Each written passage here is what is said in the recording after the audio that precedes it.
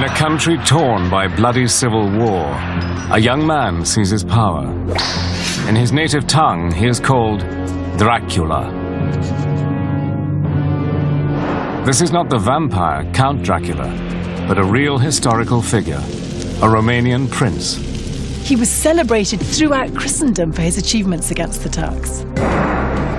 Dracula was a warlord who became known across Europe for his breathtaking courage, but also for his terrifying cruelty. What drove him again and again was a need for survival, a need for affirmation, and a driving need to torture. Known as the Impaler, after his favorite means of execution, Dracula is said to have burned, boiled, disemboweled, and tortured his way into the history books. But he also left an enduring legacy, not just in blood, but in brick, mortar, and stone. He constructed palaces, founded the city that was to become his country's capital, and built one of Eastern Europe's most imposing mountaintop castles. Now, with state-of-the-art computer animation, the lost world of Dracula will be brought back to life.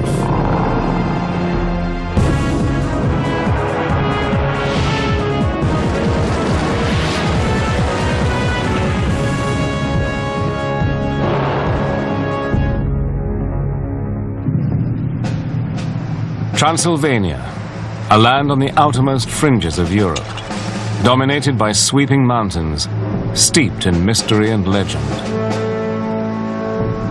The romantic version of the country, the ruined castles, the whole vampire legend. In a way, we've had to invent all this because we don't know enough about the real thing. Today, Transylvania is a region within the Eastern European country of Romania.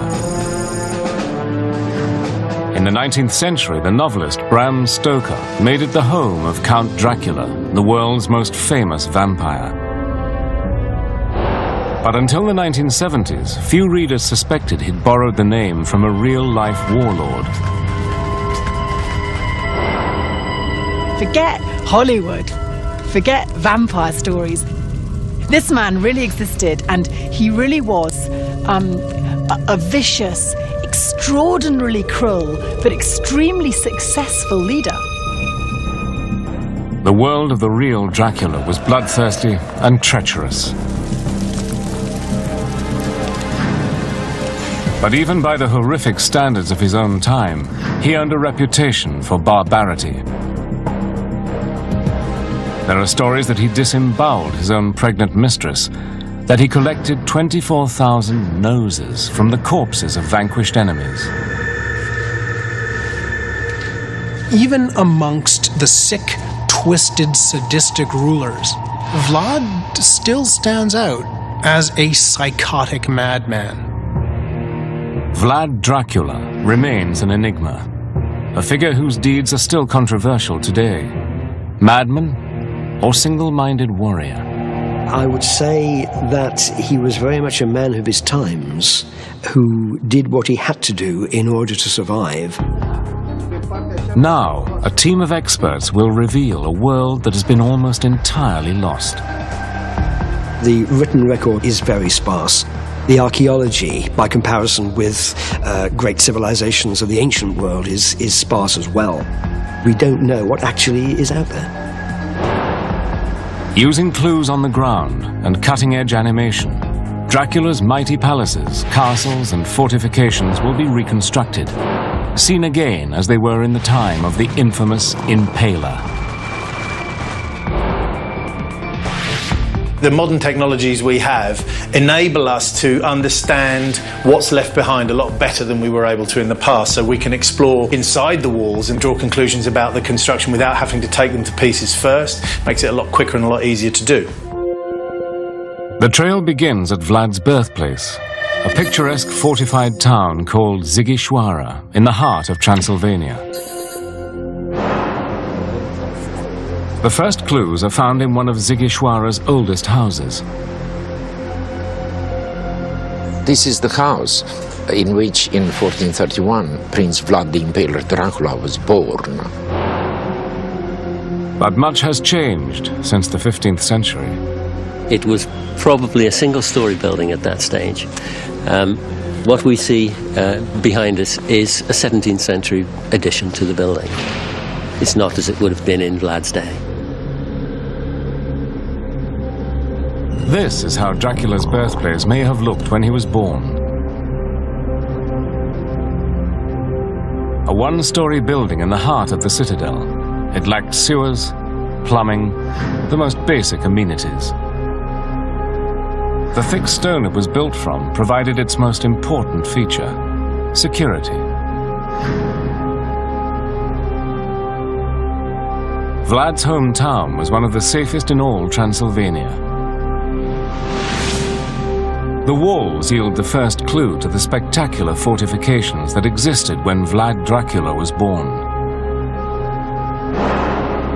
This effectively was the town wall, and it's punctuated with defensive towers. And behind us, we have one of the most elaborate.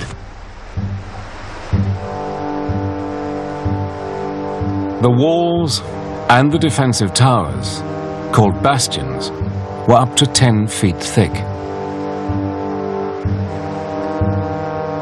If you look at the lower area, we have the cranels where they poured the boiling oil and hot water on people who were attacking the fortress. And in the upper part, we have an arrow slit. Sighișoara was heavily fortified because it was one of Transylvania's richest towns. But the people who lived within its walls were not Romanians. They were Saxons, men and women of German descent. Pioneering Saxons had migrated to Transylvania in the 12th century to become merchants and craftsmen. In return, they were granted special trading privileges.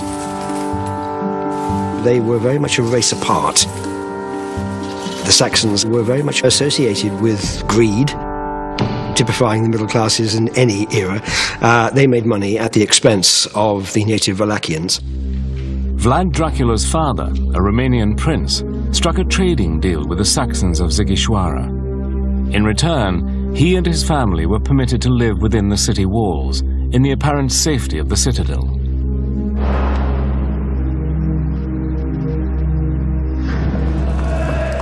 But in 1447, Dracula's father was assassinated by a rival clan who seized the throne of Wallachia, Romania's southern province. Vlad fled north and vowed one day to return. One of the places he stayed was the spectacular Bran Castle. Today, tourists flock here in the belief that it was the home of Count Dracula, the character depicted in Bram Stoker's novel. The fictional vampire dwelt here amongst the undead, although he was killed with a stake through the heart.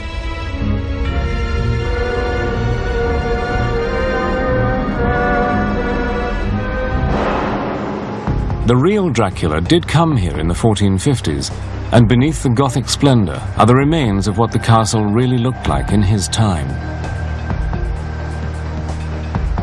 Modernized by Romanian royalty at the beginning of the 20th century, the castle's interior is very different from what it was. By using rarely seen floor plans of the castle, it's possible to see how it looked 500 years ago. The tower that you were telling me about, this one, this is actually this one behind us. Exactly, the round tower. But the strategic use of this tower, this was the gunpowder tower, yeah? The gunpowder tower, yeah. Yeah. So if we orientate this way, we have the tower behind us here, yeah. And the original entrance to the castle was further... Using Bran's medieval floor plans and animation techniques, what emerges is the 15th century castle. Not a fairy tale Gothic castle, but the most secure and imposing fortress on the Transylvanian border. A major feat of construction. The territory around here isn't conducive to significant road-based travel, so just getting the stuff there is a huge, huge undertaking. And then when you're there, to get up this high, without the sort of lifting technology we have today, they would have built up scaffolding systems using timber, they would have built off the structure as they go along. Are all very, very big challenges. For Vlad Dracula, Bran Castle was the perfect place to launch his bid for power. The bloody reign of Dracula was about to begin. To consolidate his rule, he would embark on one of the most ambitious building programs in the history of his country. In 1456, the throne of the Romanian princedom of Wallachia was seized by Vlad Dracula, the man who gave his name to the world's most famous vampire. Uncovering this lost world is a team of investigators. They want to discover the extensive building projects he began at the start of his reign. He was trying to impose order on an unruly land. Vlad Dracula had a name to live up to. He'd inherited it from his father, Vlad Dracul, the former ruler of Wallachia and a knight of the Order of the Dragon. The dragon soon became part of the family crest. Dracula. He was the son of Vlad Dracul. And also there's the connection with Dracul itself, which means the devil. Following tradition, Dracula, son of the devil, took Târgoviște as his capital city. A place of legendary terror, some of Dracula's worst atrocities took place here. But when he first arrived, it was his life that was in imminent danger. This is not only the capital of his realm, but it's also the capital of political assassinations. It's also the capital of intrigue. He expected to be murdered, possibly by poisoning, and everything he ate was tasted first by a trusted servant.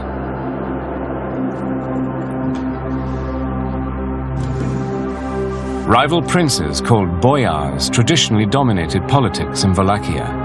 The knowledge that they would do anything to get rid of him forced Vlad's hand. It was kill or be killed. For generations, the Wallachian landowners had changed their loyalty back and forth and back and forth.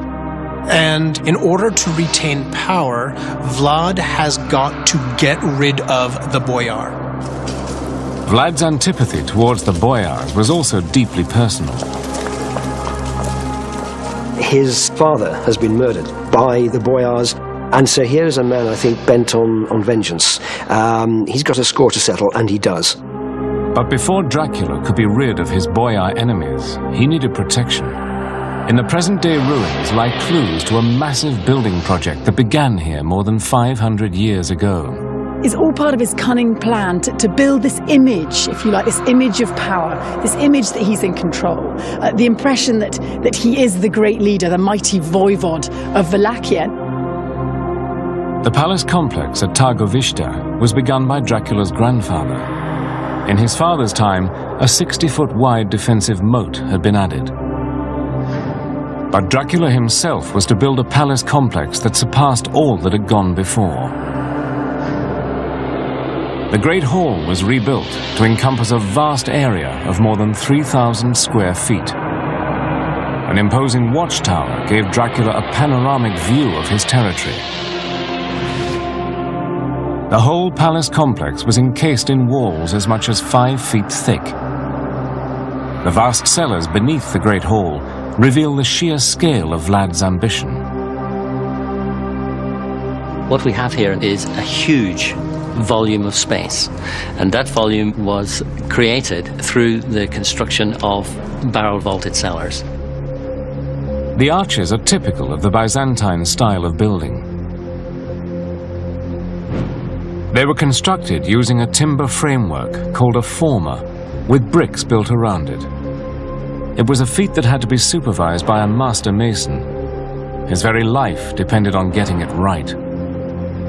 Traditionally, when you remove the formwork from a fresh arch, the master mason has to stand underneath and be the first one there when the formwork's removed. So if it's ever going to fall on anyone, it'll fall on him. Although little remains, some believe the vast cellars housed not just palace supplies, but far darker secrets.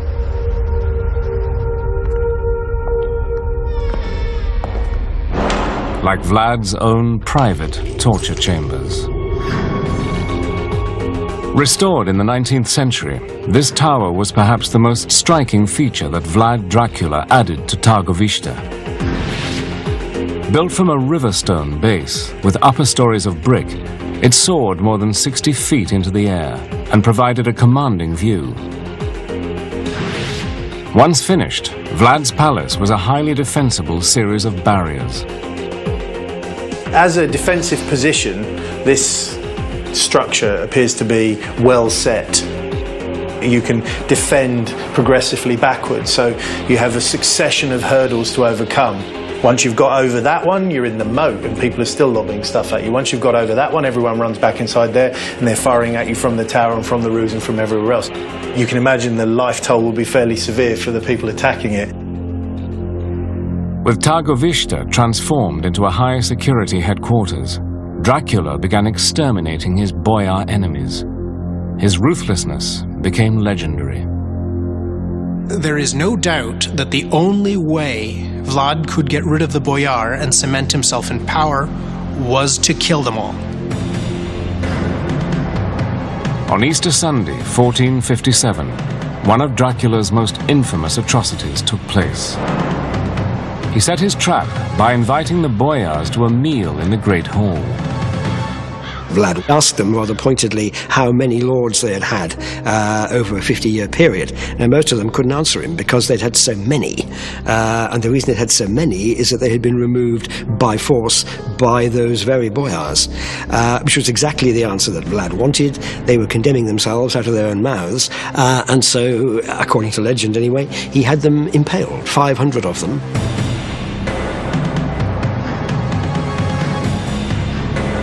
Impalement was a uniquely horrible method of execution.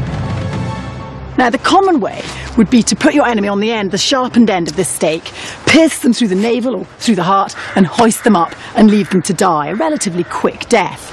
That was from the more fortunate, because if you really wanted to make an example of you, he'd take this rounded end and he'd grease it, and then he'd pull your legs apart and insert it into your rectum.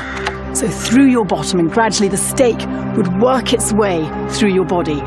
This might take a couple of days, okay? So you'd be literally dying for hours. Targoviște was littered with the impaled bodies of the dead and dying. But Dracula didn't kill everyone immediately. For some, he intended a longer, more productive death. Here, on this high, inaccessible mountaintop on the border of Transylvania, they were forced to build a fortress that is the real Castle Dracula. A place that would serve as Vlad's sanctuary.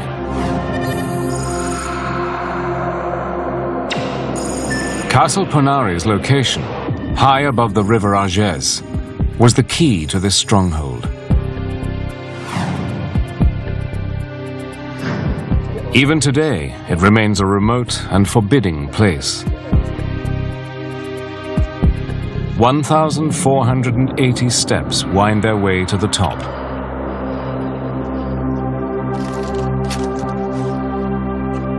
Within these ruins lie remarkable archaeological clues, which will help bring the castle back to life.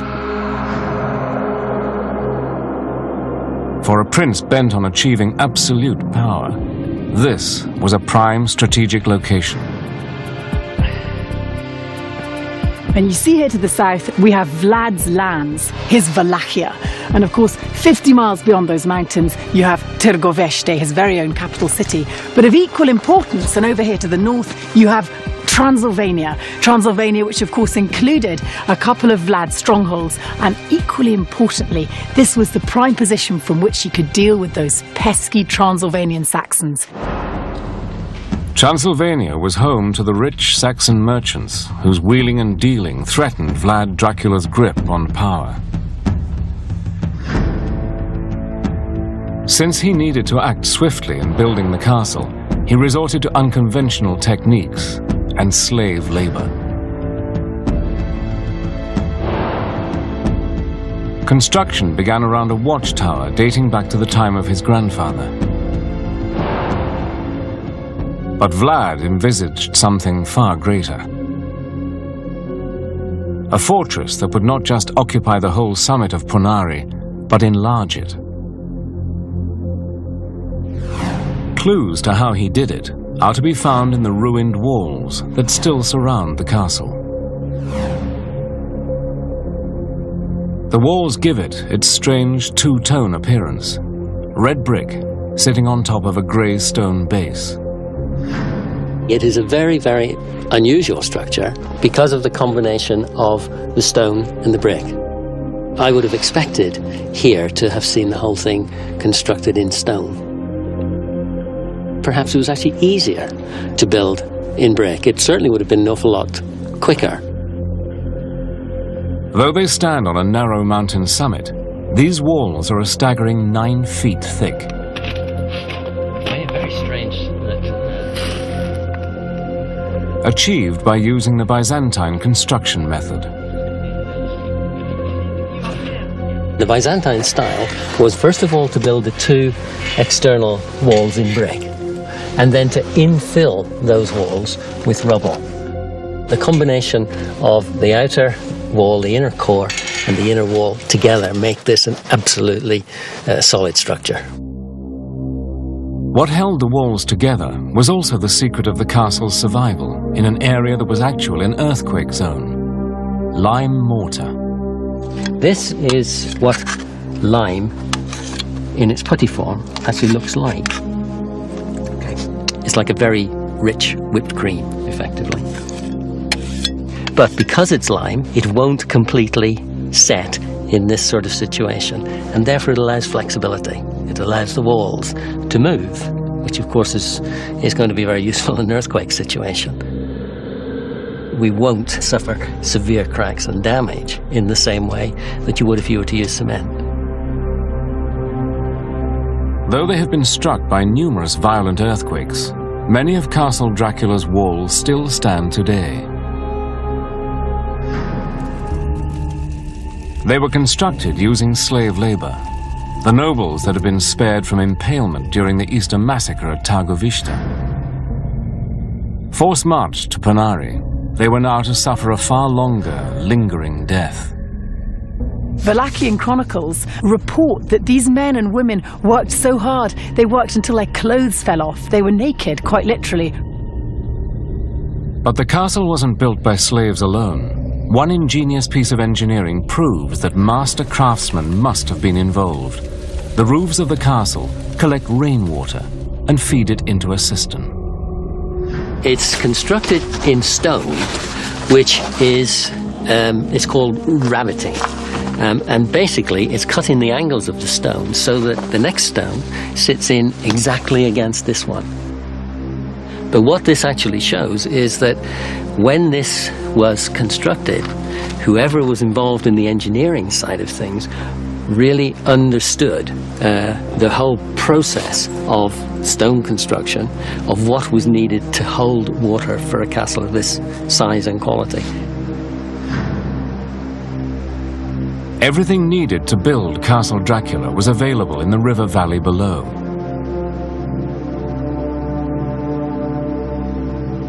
Sand for mortar, gravel and small rocks for the Byzantine wall filler, sturdy river stones that formed the castle's base.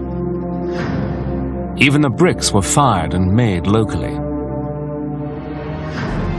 And this was the spectacular result. When it was finished, the castle filled the entire summit, approximately 32 feet wide by 180 feet long. An eagle's nest, Dracula's castle offered excellent security and the control of a key strategic pass between the mountains. But just over the border in Transylvania, the troublesome Saxon merchants were hatching a conspiracy against him. To protect their profits, they were supporting a rival claimant to Vlad's throne. You could argue that this castle provided Vlad with the essential springboard via which he could go and deal with the Transylvanian Saxons. He made them realise that if they were going to have their commercial ways, they were first and foremost going to do what he said. A major confrontation lay ahead. Vlad Dracula would need all his cunning to overcome the defences of one of the best fortified towns in all Europe. He would exact a terrible revenge.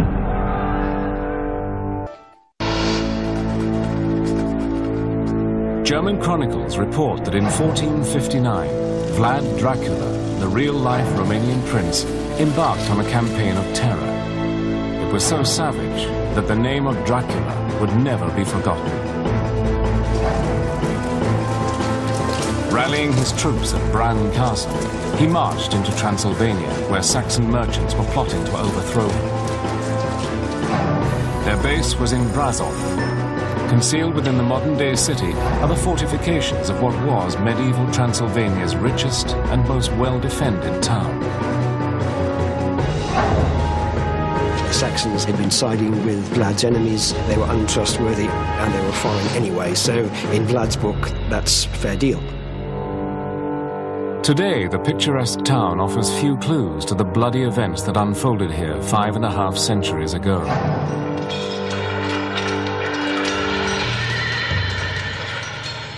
Vlad's attack on Brasov was not easy. The city's military defenses were formidable. A huge wall, nearly 14 feet thick in some places, ran around the entire Saxon city. At regular intervals were bastions. This bastion was run by the Weavers' Guild. This is one of the most important fortifications that has survived, fairly intact. And in terms of its architecture and form, it's extremely important in understanding the defensive systems of the early 15th century. A multi-leveled wooden gallery was built on to the inside of the wall. What we see here is very, very high quality work in oak. And we have the roofs at the moment covered in snow, but underneath that snow is timber roofing. Cut into the outside walls are arrow slits and loopholes, later to be used for cannon and muskets. The Saxons believed they were safe behind their mighty fortifications, but they underestimated Dracula's cunning. Dracula had grown up in a Saxon town and knew their way of fighting. He knew a frontal assault was doomed to failure. So he took Brasov by surprise, attacking by night and ransacking its suburbs before its people could retreat to safety behind the walls. Everyone he caught was impaled in the surrounding hills. According to later Saxon accounts, thousands died. The execution took place on the hanging hill, which is behind this mountain. The attack on Brasov inspired the most infamous of all the images of Vlad, the Forest of the Impaled. It depicts the prince eating his dinner amid corpses. Some suggest this picture is the first link between Vlad Dracula and vampirism. Impalement is a slow process. It can't be done quickly, especially with large numbers. Then he would have been having a meal while he was watching it. But he's not actually drinking their blood and he's not eating their flesh. There is nothing cannibalistic, I don't think, about Vlad. Created by Saxon storytellers, the purpose of these pictures is clear: to forever associate the name of Dracula with evil. The woodcuts themselves, of course, are propaganda. They are the early version of video nasties, and people wanted to look at them and gawp, and they paid good money to do it. With Brasov subdued, Vlad turned his attention to the Ottoman Empire. The Muslim superpower of the day, its vast borders reached Vlad's own territory.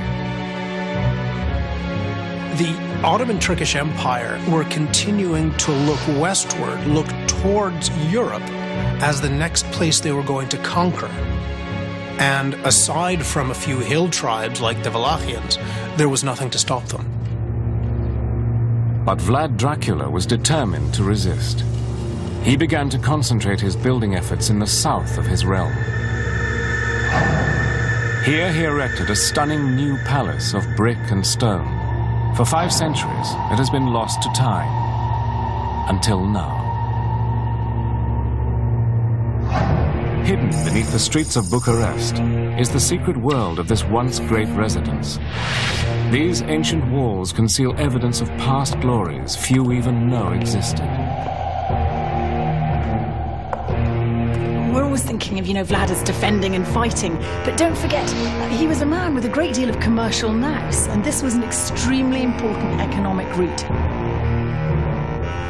Vlad knew the Turks could threaten these trade routes at any moment. He built his palace in a hurry with the best specialists available. He called in Transylvanian stonemasons. He also called in approximately 1,000 workers to make sure that this was erected, and this was erected quite quickly. Excavations in these tunnels reveal a building of a compact design, born out of urgent necessity. Altogether, it was a functional fortress as opposed to a sort of exotic palace. Later rulers would rebuild and extend it, but hidden in the building's foundations are clues to its history. Take this piece of wall here. You have in the middle brickwork that dates back to Vlad's time. Now on either side of that you see brickwork that's been added on at later dates. And I think that's what's the sort of most fascinating part, if you like, because you have archaeological evidence from the 14th century, also the 15th century, the 16th century, the 17th century, the 18th century, and the 19th century. Using animation based on this archaeological detective work, Dracula's original palace can be seen once more. It's a commanding fortress and would have served as an essential bulwark to Vlad's southern frontier. Dracula now had his domain of Wallachia in an iron grip, but his greatest enemy, the conquering Ottoman Empire, was waiting at the border. The bloodthirsty tyrant Dracula would now transform himself into the heroic defender of Christian Europe, and the fortifications he'd built would be tested to their limits.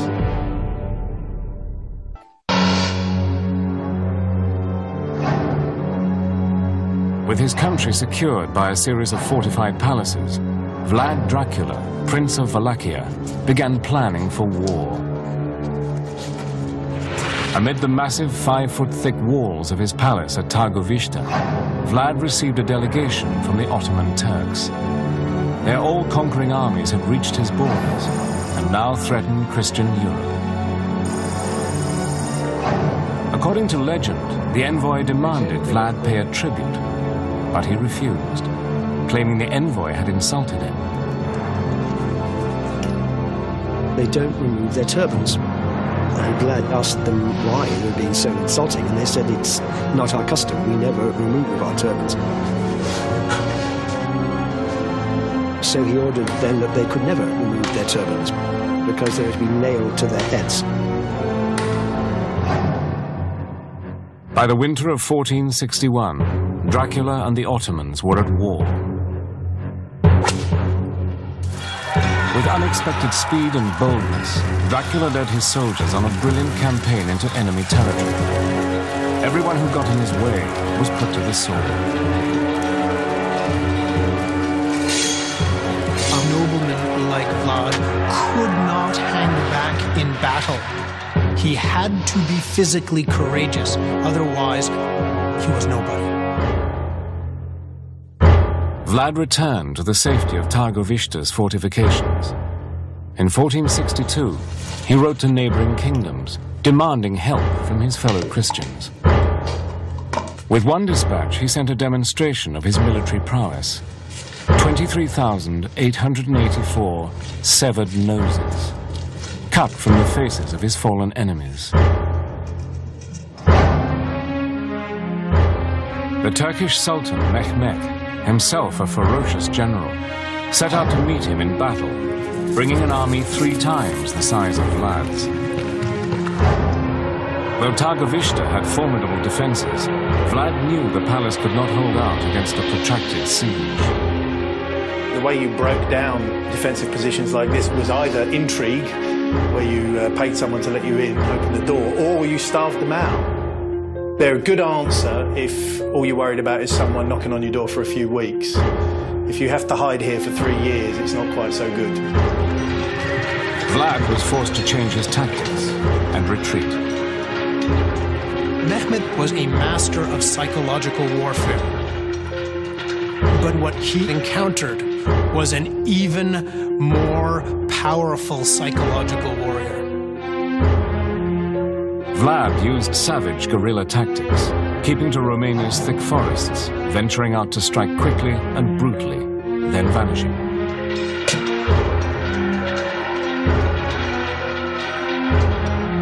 For Vlad, it's like being a big shark. If you stand still, you die. As the Turks advanced, Vlad used every conceivable tactic to break their morale. He attacked by night, poisoned the wells, burnt their supplies.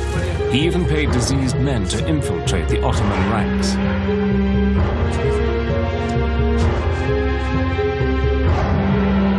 Vlad's campaign of psychological terror reached its climax outside the walls of Targovishte. When he abandoned his palace, he left behind a sight that would haunt the Sultan for the rest of his life. It gave rise to Vlad's Turkish nickname, Kazikli Bai, the Impaler Lord. Mehmed himself, who was a frighteningly cruel man, turns away. The sight of 20,000 corpses with their bowels spilled out down poles was enough to take a seasoned, young, fit soldier like Mehmed II and send him running. The traumatized Sultan retreated to his homeland, leaving others to fight Dracula. They drove him back, and he was forced to retreat to his sanctuary at Conari. Castle Dracula. The castle's position and defenses made a frontal assault impossible. But for some of those trapped inside, life became unbearable. Panic-stricken by the idea of being tortured to death by the Turks, Dracula's wife threw herself from the battlements into the river far below. To this day, it's called the Princess's River. But Vlad did not give up. He would get out and live to keep fighting. In the village of Arefu, only a few miles from the castle, they tell a story about Dracula's daring escape.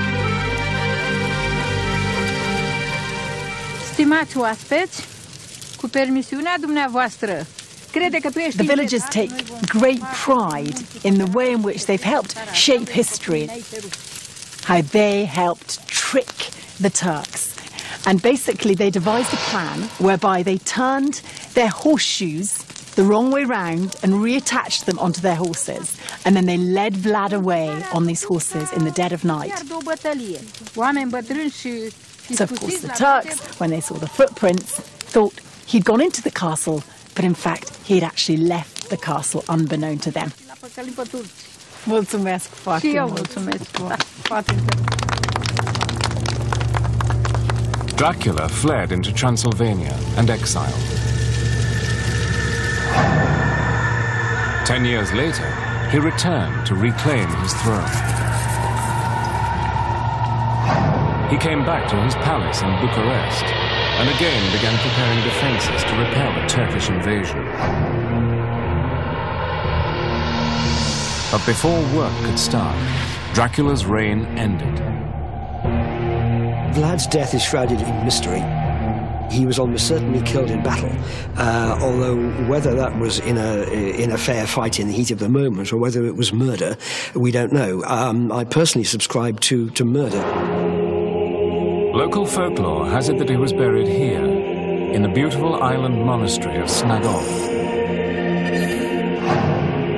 Once surrounded by heavily fortified stone walls, the monastery was later used as a prison. High-ranking traitors were held here, and the island is said to be littered with human bones. Today, it is a place of pilgrimage for Dracula fans. It's said that his body lies in a grave at the altar, but that his head was cut off and sent to the Sultan to prove he was really dead. Tradition and wishful thinking places Vlad in this tomb at the monastery of Snagov, but the tomb is empty. There is nothing inside. Past excavations have found no proof that Vlad's body was buried in Snagov, and his last resting place remains a mystery.